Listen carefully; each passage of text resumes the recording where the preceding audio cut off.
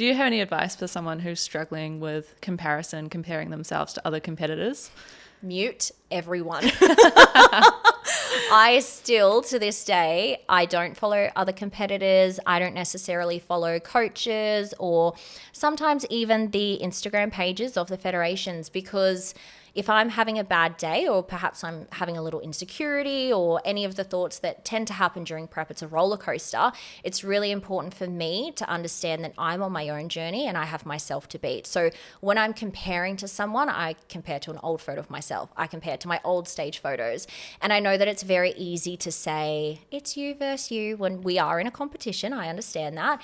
But at the end of the day, if you put the expectation on yourself to win, regardless of your placing, you're going to be disappointed. Whether you win or not, you're not going to be happy. So you need to put the expectation on, I need to do my best and know that every single day I'm ticking my own boxes. And when I hit that stage, before I walk out, I need to know I gave it everything I've got. I can't do anything else. And now's just the time to enjoy it.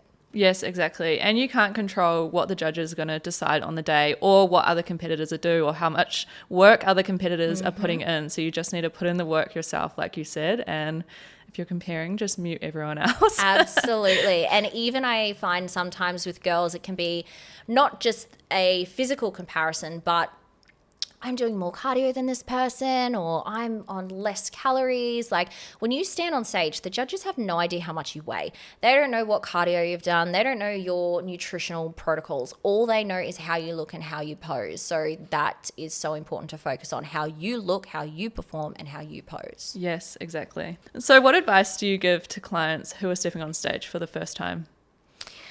So much. I think one of the biggest things is understanding that you chose to do this. So lean into the hard, lean into the suck, lean into every scary moment that you're experiencing, and use it to fuel you as excitement. You somewhere along the line, when you decided that you wanted to compete, you solidified that you had something inside of you to be special, to be different, to be able to perform. So you need to find that again. And when you step out on stage, leave everything else behind and believe that you can do it, because you're doing it.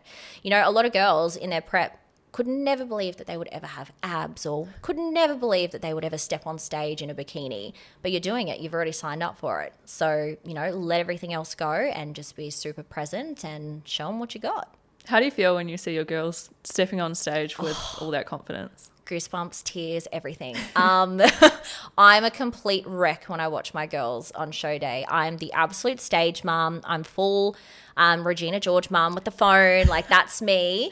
I just feel so much pride for them, because I'm lucky enough to have seen the behind the scenes of their experience and perhaps where they've come from or situations that they've overcome. So it's just an overwhelming sense of pride and satisfaction for them. Amazing. And we often hear the term stage presence. What does that actually mean, and how do you build it? I think for me, I would classify stage presence as a persona or an X factor. So I'm a really firm believer on, when somebody steps out on stage, you know instantly if they're going to win. You know instantly if they're a pro. Yes, you need to see them side by side to perhaps get down to some nitty-gritty details, or who has more cap delts, who has, better glute projection, whatever it may be. But you have something inside of you that doesn't allow the audience to stop watching you. That's my biggest thing. If somebody has really good stage presence, you cannot take your eyes off them. You try and look at everything else that's going on, the sparkles, the hair flicks. It's, it can be incredibly distracting, but your eyes are glued to that one person because of the way that they are presenting themselves. I think stage presence also means personality. If you're bubbly, you need to be on stage and be bubbly. If you're a bit more sultry, you need to be sultry. If you're a little bit more reserved, you need to be reserved.